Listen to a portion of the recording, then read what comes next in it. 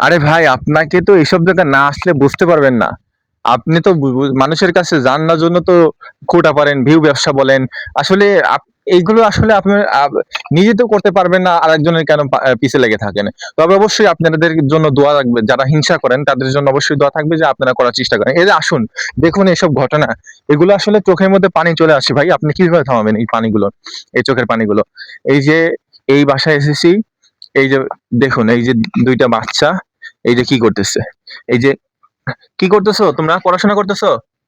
হ্যাঁ? কথা বলতে পারো? বলো কথা বলতে বলো পারো? যে আমরা লিখতেছি। হ্যাঁ? লিখতেছি আমরা। লিখতেছো? হুম। কি লিখতেছো? দেখাও তো একটু। দেখাও তো। এই যে লিখতেছে, আ 1 লিখতেছে, এরপর 2 লিখতেছে। এইখানে বসে তারা পড়াশোনা করতেছে। আসলে যদি আ আ অনেকের বাবা-মা আছে, তাদেরকে বাবা-মা চায় যে সন্তানকে ভালোভাবে মানুষ করবে।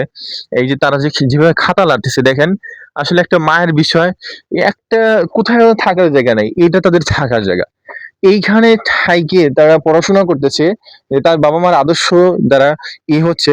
তো এইদিকে আসেন, দেখাই। এই যে কি অবস্থা, এই যে এটা হলো তাদের থাকার জায়গা। এইটা হলো তার ঘর। একটা মানুষ আসলে, আমরা সুখ চাই জীবনে, অনেক টাকা পয়সা চাই, অনেক কিছু চাই।